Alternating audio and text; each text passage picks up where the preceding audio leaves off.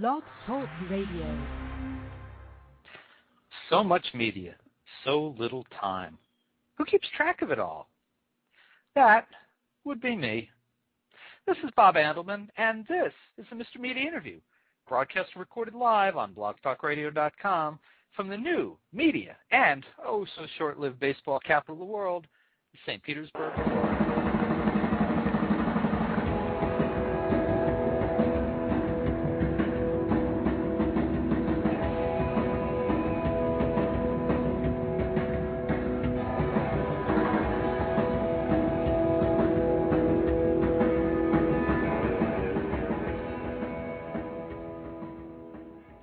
What happened to Natalie Wood on the night of November 29, 1981?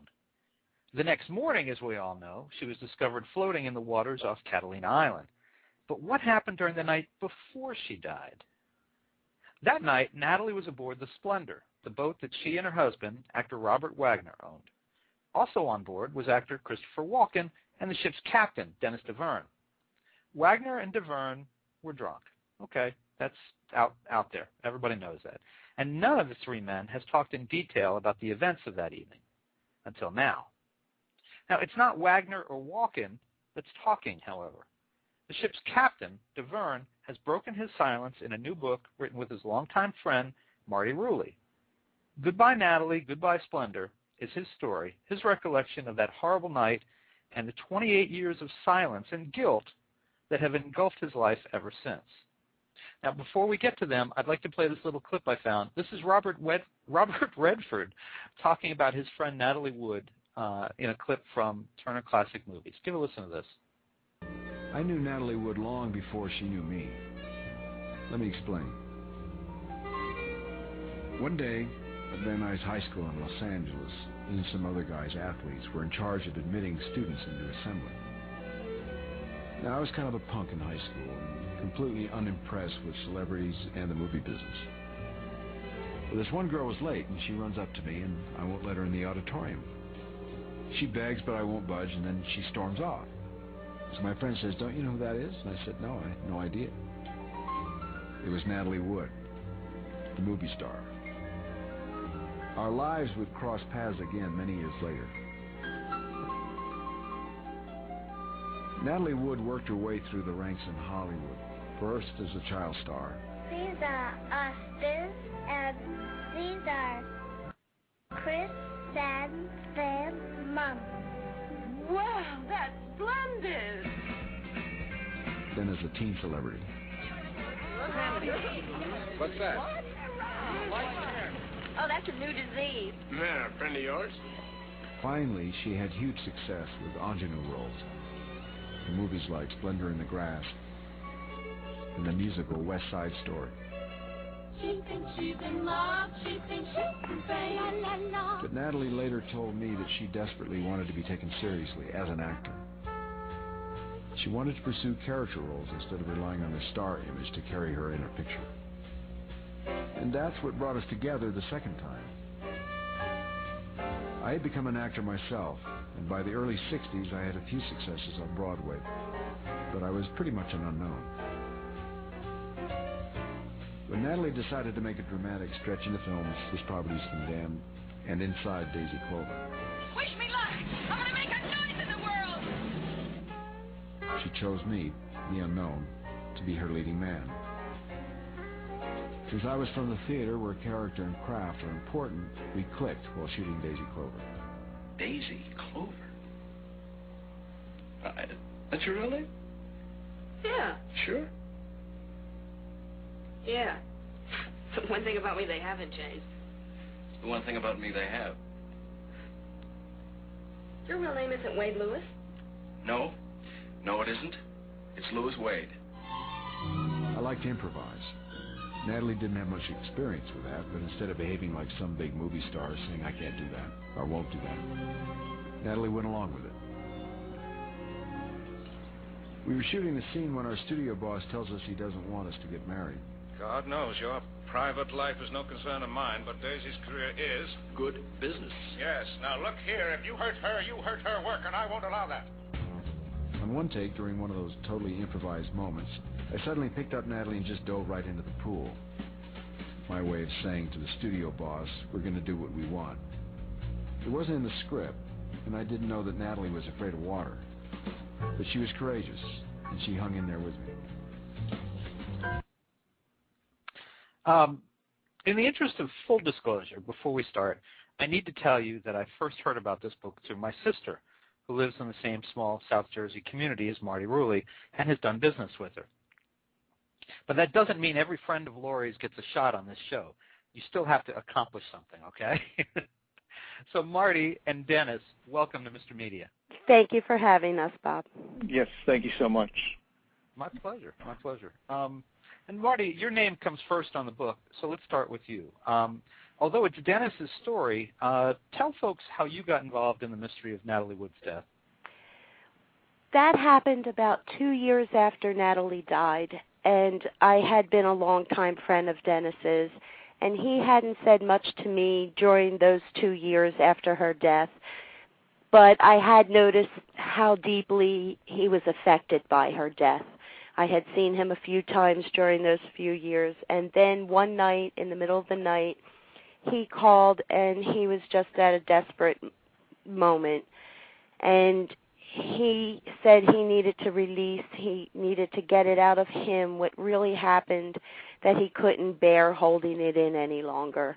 And because of his state of mind that evening, I did not ask him, I prompted him to tell of happier times, just to try to help him to not have to relive it that particular evening.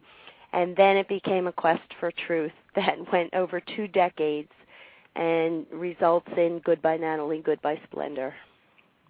And you knew, obviously, that he was there that night. You'd been friends for some time. Yes, I did know that. We had talked about it briefly after her death, but not much was said about the details of that night. But I had always suspected there was something. I could see the change in Dennis, and I did, because I knew Dennis and knew he was their captain and was such a good friend of his. I followed all of the news media coverage on her death, and nothing made sense.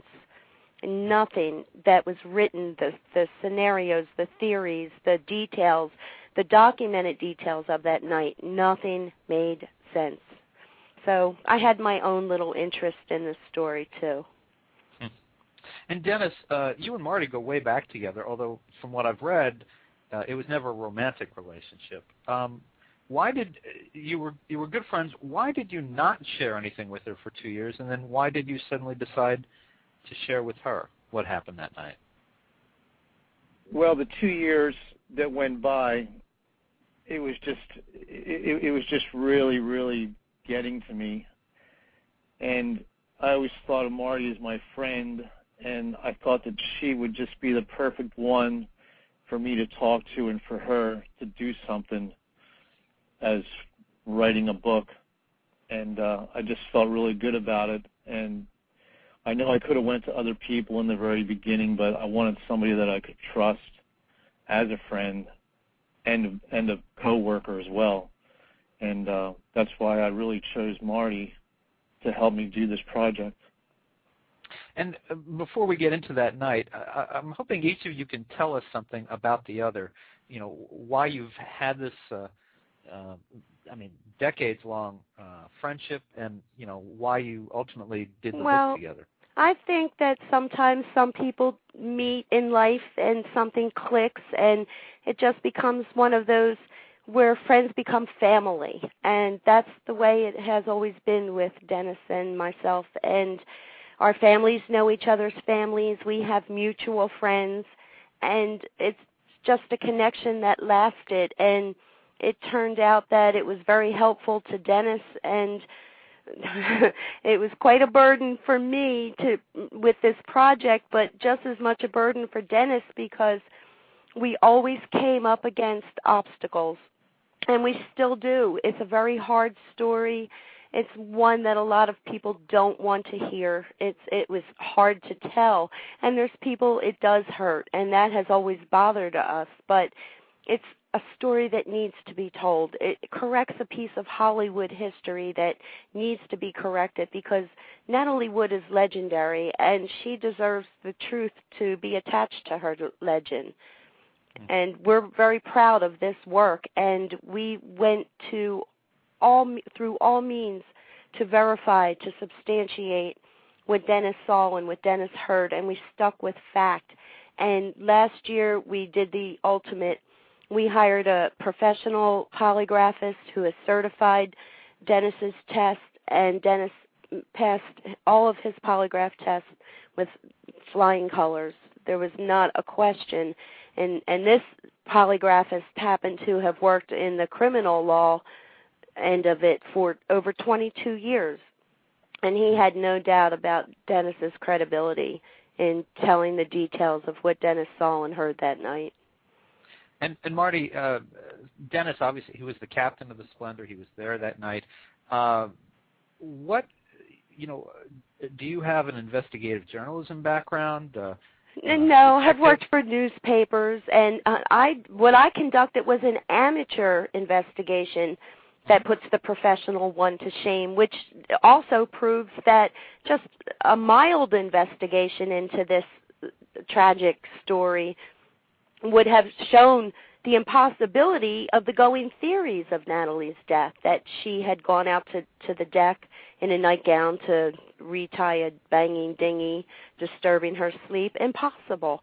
And just a few of my part of my investigation and a few things that I did proves that is an impossibility. How they say that Natalie received her bruises. One of my little tests, socks in the water. Wear socks in the water. See how long they stay on. They're off within 30 to 60 seconds. Yet they claim Natalie, for a half an hour, tried to climb into a float-away dinghy to try to save herself. She could never have been found floating with socks on. And just these little tiny, minute details got past the medical examiner's office. It's an incredible story, and I'm very proud to have been the one to help tell it. So Dennis, let's go to this. People would say go to the videotape. Let's go to the night before Natalie Wood was found in the water. Why were she and Robert Wagner, RJ, as everyone seems to call him, and Christopher Walken, why were they on the boat? What was the reason? Start the evening for us. Well, I'll start just a little bit before the evening, because the Christopher Walken was a co-star with Natalie, and she wanted to have Christopher and RJ and myself go to Catalina for that weekend, as Christopher being the guest on the boat. And as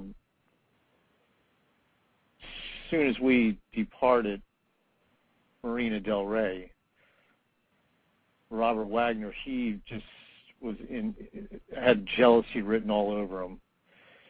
And I thought to myself, this is not going to be a fun weekend. And, even before that weekend, I tried to discourage the trip because it was very, very cold. It was windy. It was rainy. It just wasn't the boating kind of a weekend. But we still went ahead anyway. And as the weekend went on, the jealousy was building, tension was building, and it was just terrible. So the night before, Natalie and Christopher had gone ashore, and RJ and myself were going to meet them later for dinner. Well, we all met. We were all having cocktails, and we were all having, drinking, had some dinner, go back to the boat. The four of us go back to the boat, and by now we had all had pretty much to drink, and we get into the salon of the boat, and all of a sudden Robert Wagner picks up a wine bottle and smashes it right in the middle of the coffee table, and glass just shattered all over everyone. Well, that started the real fight. Well, actually, there was a fight previous to that too, but when that happened, Christopher went outside for a moment, then he made an exit to his stateroom, and Natalie went to her stateroom, which was in the aft section of the boat, and RJ went in there in the stateroom too, and I went up on the bridge. I wanted to stay clear of their personal arguing. I didn't want to be in the center of anything, so I turned some music up on the bridge, and while I was up there, you could hear the arguing, hear the different noises and yelling and screaming. It was just torture. So at one point, I went down there and knocked on the door and just wanted to just check. And RJ told me, no, just go away. And shortly after that, I had gone down there because it seemed like it was quiet, and I wanted to make sure everything was okay. And I went out on the aft deck where Robert Wagner was, and he had told me that he said Natalie was missing. And I thought maybe she had gone all the way forward to my stateroom, because the night before, her and I had spent the night on the island by ourselves, and I was kind of felt like I was her friend, bodyguard, boat captain, all in one. So she knew that I felt very protective of her, and she wasn't there, and I immediately wanted to turn on a searchlight to see if I could see anything. And, I was in total shock. And Robert Wagner says, no, we're not going to do that. And, it just... And it took 2 hours after that for Robert Wagner to get on the radio and say a feeble, someone's missing from our boat. So a couple island workers became involved and started looking for Natalie on the water and on the island. And it took another 2 hours for the official Coast Guard to be called. And even the harbor master had to plead with Robert Wagner for permission. And God forbid, I don't know why a harbor master would need to ask permission, but he did. He waited for Robert Wagner to give the permission to call the Coast Guard. And one of the divers who was looking for Natalie under the boat about 5 in the morning was so upset that the Coast Guard hadn't been called in earlier. They truly believed that there was a good chance to save Natalie because, well, they didn't know it at the time because Robert Wagner had said she was in her nightgown. But Natalie was wearing a down jacket that helped her to float. Before hypothermia set in, there was ample time to have saved Natalie if Robert Wagner had allowed Dennis to do his job. Robert Wagner's ultimately the boss, but he wouldn't allow Dennis to call for help. Dennis, let me ask you a couple short questions. Just listening to your story, you start off by saying that there was a lot of jealousy going on. Was Robert Wagner jealous of Christopher Walken's relationship with his wife, or the fact that you had spent the previous night with his wife? Oh, no. It was just with Christopher Walken, not myself, because I had been with the Wagners for a total of 8 years, and they both had full trust in me, and Robert Wagner would never be jealous of me and Natalie because we were friends, and I respected her, and I respected him as well. If he was so jealous and upset with Walken, why does he have him over on his boat for the night, or several days even? Well, Natalie wanted to have Christopher on the boat for the weekend, and Robert Wagner went along with it, but I guess he couldn't control his feelings, to make him get that way and then have to explode. I think it went deeper than just Christopher. Natalie always had her co-stars on board, sharing fun weekends and outings, but in this particular case, Natalie had started to revive her career, and she had been in North Carolina filming with Walken. So when they came back to California to wrap up the filming, because Brainstorm was almost finished, they had the holiday break, and so Natalie thought it would be a good time to have Christopher Walken on board. But in this particular case, he had just won an award, the Oscar, as a matter of fact, and he was young and a new upcoming star, and it probably just worked on Robert Wagner more so than, their history was they were married twice, and even Robert Wagner says in his book how jealous he was of Warren Beatty, and there's another book that talks about how jealous he was of William Devane in From Here to Eternity. So he has a history of his jealousies and the alcohol even making it worse.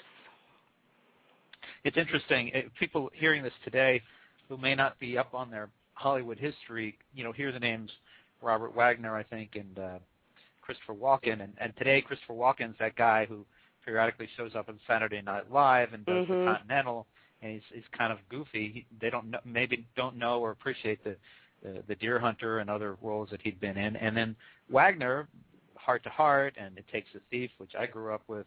And more recently they only know him as a guy who's doing commercials for products that appeal to senior citizens. So it's a different era. Dennis, who killed Natalie? Did someone kill her, or was it an accident? Well, what's your best guess on this? I guess my best guess would be that it could have been prevented. I believe that Natalie didn't get drunk and fall off of a boat, and I believe Dennis's words that she would never, ever have attempted to leave that boat alone or adjust the dinghy alone. And being that there was an argument on the rear deck moments before she's not on the boat, I think it's something that warrants reviewing. And because the investigation was based on Robert Wagner's grief when they investigated this case, not on the details. This wasn't a celebrity. They treated it as a celebrity scene, but this was a crime scene, as any scene with a dead body is. Legally, it's a crime scene. And there's shattered glass, there's a stateroom in total disarray, and there's 3 surviving men and a woman who's deathly afraid of water, who she told everyone in every interview her entire life, deathly afraid of water, and she's found floating in her nightgown in the water, in the ocean. She feared her entire life. In my opinion, it's Natalie's cry from the grave, and they didn't check, and her body was filled with over 25 bruises, and they didn't even check any of the surviving men on the cruise to see if there were bruises on their body that corresponded with hers. It's an incredible story, and Natalie Wood, again, is legendary. Everyone is going to see her in Miracle on 34th Street for many years to come, West Side Story. Natalie's legacy deserves the truth.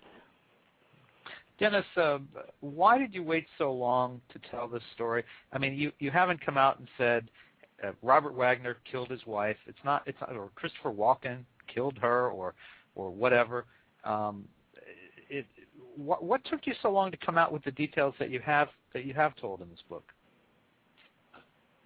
Well, actually, I've been working on this for many, many years with Marty, and when I did want to come out with something, it didn't want to be heard by anybody.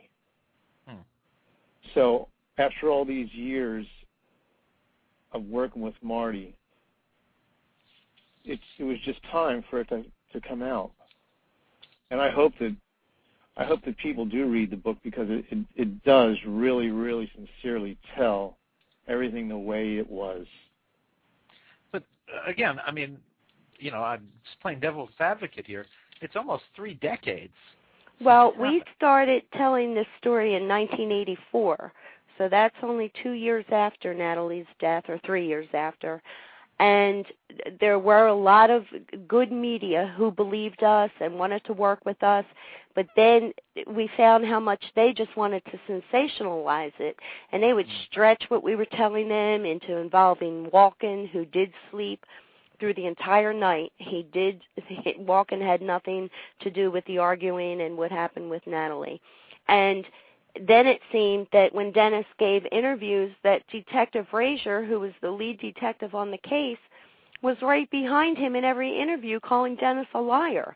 Now, I've spoken with the two lead detectives who are both retired now, and both indicated to me that if the details in the book give them good enough cause to help review this case, that they would be right by our sides.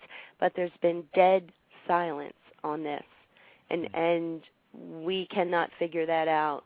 The information in this book is something you don't turn away from.